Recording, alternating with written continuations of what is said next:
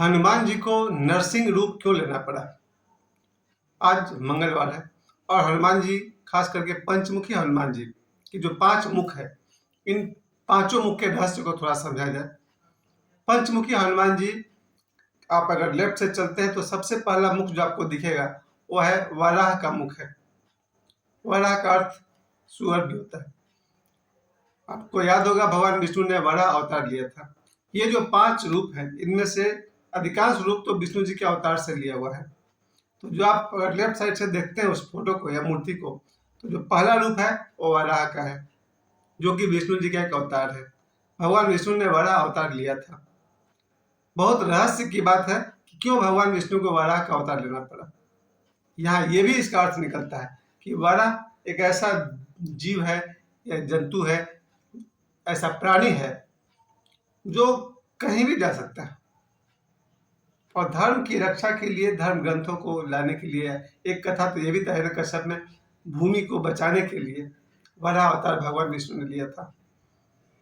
तो इस तरह से भगवान विष्णु का ये जो एक अवतार है वराह अवतार, वो रूप आपको दिखेगा पंचमुखी हनुमान जी में।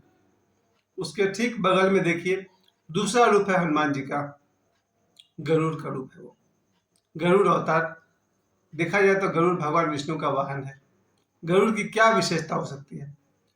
गरुड़ की 2 विशेषता तो मुझे समझ में आती है। पहली विशेषता कि गरुड़ को बहुत दूर तक दिखाई देता है। गरुड़ एक ऐसा पक्षी है जो आसमान में अगर 100 किलोमीटर ऊपर भी अगर है तो संभवतः उसको वहां से भी जमीन तक का चीज साफ साफ दिखाई पड़ता है। तो गरुड़ का रूप भी हनुमान जी ने लिया है, यानी कि दूरदृष्टि उनके पास है, जो दूर तक को देख सके, वो है गरुड़। और दूसरा जो विशेषता मुझे दिखाई पड़ता है कि गरुड़ सांप को पकड़ लेता है, सांप का शत्रु है। अगर देखा जाए, अगर आपको एक पेंटिंग बनाना हो जिसमें आपको दिखा रहा है कि शत्रु का दमन किया जा रहा है, तो गरुड़ और सांप का पेंटिंग देखिए। गरुड़ कैसे सांप को हैंडल करता है, कैसे वो सांप को अपने वश में करता है। तो हनुमान जी ने जो दूसरा रूप लिया है गरुड़ का रूप है, यानी कि इतना शक्तिशाली जो शत्रु को, यानी कि सांप जैसे प्रतीक शत्रु को कैसे वो अपने वश में कर लेता है। तो ये हनुमान जी का दूसरा रूप है। तीसरा रूप सामने सामने देखिए हनुमान जी का रूप है, और हनुमान जी का जो बंदर का रूप है इसे समझिएगा। और अब बहुत सारे लोगों को यह बात मालूम हो चुका है कि हनुमान जी कोई बंदर नहीं है।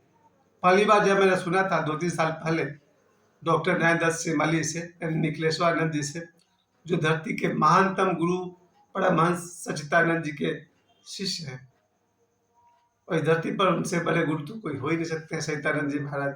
उनके 3 मात्र शिष्य में से एक है निखिलेश्वरानंद जी। जब पहली बार मैंने निखिलेश्वरानंद जी से सुना कि हनुमान जी कोई बंदर नहीं है, मुझे आश्चर्य हुआ कि बचपन से हम लोगों ने उनको कैलेंडर में, मूर्ति में, सब जगह बंदर रूप में देखा है। लेकिन अब धीरे धीरे कई संतों ने इस बात को खोल कर कहा है कि हनुमान जी कोई बंदर नहीं है, वानर जाति के हैं, ये कहा जा सकता है। लेकिन हनुमान जी हमारी आपकी तरह एक मनुष्य है जो अपनी साधना और तपस्या के बल पर सारे के सारे सिद्धियों के स्वामी है। तो ये जो हनुमान जी का तीसरा रूप आप देख रहे हैं सामने सामने, वो बंदर का रूप है। बंदर की सबसे बड़ी विशेषता आप क्या कहिएगा? ये भी मैंने अपने खुद ही विचार किया कि अगर मेरे इस राय चौधरी कंपाउंड में 25 घर है, 25 घर पर अगर 5 मिनट के अंदर सबके छत पर चढ़ना हो, 5 मिनट के अंदर अगर 25 घर के ऊपर घूम करके आ जाना हो, न तो शेर कर पाएगा, न हाथी कर पाएगा, और न और कोई जानवर कर पाएगा। केवल बंदर 5 मिनट के अंदर 25 घर के ऊपर घूम करके आ जाएगा। ऐसी फुर्ती बंदर में होती है। तो ये जो हनुमान जी का तीसरा रूप हुआ, बंदर का रूप है। मैं आपको लेफ्ट साइड से बता रहा था, सबसे पहले वराह, दूसरा रूप गरुड़, और तीसरा बंदर। इधर 2 रूप और बचे हुए हैं। इससे पहले उस कहानी को रिपीट कर दिया जाए एक बार फिर से थोड़ा सा, कि क्यों हनुमान जी को पंचमुखी रूप लेना पड़ा। ये कथा आती है जहां पर कि अहिरावण ने, रावण के भाई अहिरावण ने राम और लक्ष्मण दोनों को अपहरण कर लिया, यानी भगवान श्री राम और भैया लक्ष्मण दोनों का अपहरण कर लिया अहिरावण ने। और राम रावण युद्ध के बीच की बात है। जब नींद खुली हनुमान जी की, नींद क्या खुली, उनको संबोधित कर दिया गया था संभवतः। उन्हें पता ही नहीं चला कि इन दोनों का कब अपहरण हो गया। तो हनुमान जी ने पता लगाया कि भगवान श्री राम को और लक्ष्मण को किसने अपहरण किया है और कहाँ लेकर गया है। और हनुमान जी पहुंच जाते हैं पाताल लोक में। पाताल लोक में वहां पर द्वारपाल के रूप में बैठे हैं मकर ध्वज। और लंबा चौड़ा युद्ध होता है दोनों के बीच में। जब मकर ध्वज कहता है जय बजरंगबली, तो हनुमान जी पूछते हैं बजरंगबली कौन है तुम्हारा, उनका नाम क्यों लेते हो। तो उसने कहा मेरे पिताजी हैं। तो हनुमान जी ने कहा कमाल करते हो, तो जिसका नाम जब जब मैं तुमको मुक्का मारता हूँ तो जय बजरंगबली बोल रहा है कौन बजरंगबली, तो बोला मेरे पिताजी हैं। तो हनुमान जी बोला आश्चर्य, मेरा बेटा है और मुझे भी पता नहीं है। तो मकर ध्वज ने बताया ऐसी ऐसी कथा है। एक कथा के आधार पर बताया उसने कि मैं हनुमान जी का बेटा हूँ।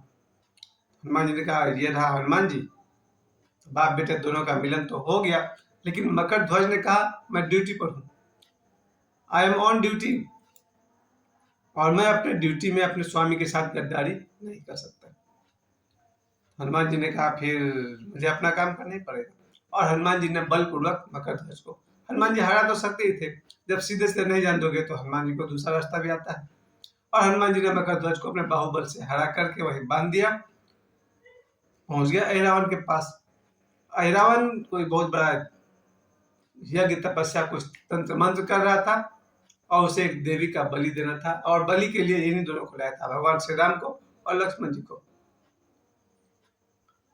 अब बलि राम और लक्ष्मण दोनों बैठे हुए हैं, बलि की तैयारी चल रही है, देवी की पूजा हो रही है। तभी देवी के पीछे से हनुमान जी निकलते हैं। देवी चली गई पाताल के लिए, पाताल लोक में। और वहां एक और शर्त था कि वहां पर एक वो ऐसा दिया जलाया हुआ है रावण कि उस दिया में 5 दिया एक साथ रखा हुआ है, पांचों दिया में लौ जल रहा है। एक बार फूंक मार करके पांचों दिए को बुझाना है, ये शर्त थी। तब उसका तपस्या को भंग किया जा सकता है। अब एक आदमी फूकेगा, हो सकता है एक ही दिया बुझे, 2 बुझे, 3 बुझे, 5 का 5 अगर नहीं बुझा तो पांचों दिया थोड़ी थोड़ी दूरी पर भी है। तो ऐसी व्यवस्था कर रखी थी कि अगर 5 दिया को एक फूंक मार कर बुझा दिया जा सके तब ये काम हो जाएगा। तब हनुमान जी ने पंचमुखी रूप वाला रूप लिया। हनुमान जी के 5 मुंह एक साथ, जैसा मैंने आपको बताया, वराह, गरुड़, बंदर, और बंदर के बगल में नरसिंह अवतार। याद कीजिए, एक बड़ा अवतार से यहाँ से लिए हैं वो, यहाँ से नरसिंह अवतार। आपने देखा होगा पंचमुखी हनुमान जी के मुंह पर सिंह बना हुआ है, वो नरसिंह अवतार वाला रूप है। जीवन में कभी कभी नरसिंह बनना पड़ता है। नर सिंह, हर आदमी के भीतर सिंह है, उसे जगाने की जरूरत है। नाम से तो बहुत कोई सिंह है यहाँ पर, मेरे बहुत सारे दोस्त हैं इनका नाम के बाद सिंह लगा हुआ है, लेकिन हर व्यक्ति के भीतर सिंह है और जरूरत पड़ने पर उस सिंह को जगाना चाहिए। और हनुमान जी ने अपने भीतर के सिंह को जगाया है। ये जो चौथा मुख है वो है सिंह का, नरसिंह भगवान का रूप है। और 5वां मुख है घोड़े का, हाय ग्रीव कहा जाता है उसको। हाय मतलब घोड़ा, ग्रीव मतलब गर्दन। तो 5 रूप जो मैंने आपको बताया, वाराह, गरुड़, बंदर, नरसिंह और घोड़ा। घोड़ा में क्या विशेषता हो सकता है? घोड़ा की विशेषता यह है कि वो सबसे ताकतवर जानवर उसे माना जाता है, इसलिए उसकी शक्ति से हॉर्स पावर में मशीनों की शक्ति नापी जाती है। मुझे ऐसा अनुमान है कि अगर घोड़े और सिंह के बीच अगर मसल्स की लड़ाई हो जाए तो घोड़ा जीत जाएगा। वो तो शेर के पास बड़े बड़े दांत हैं, बड़े बड़े नाखून है।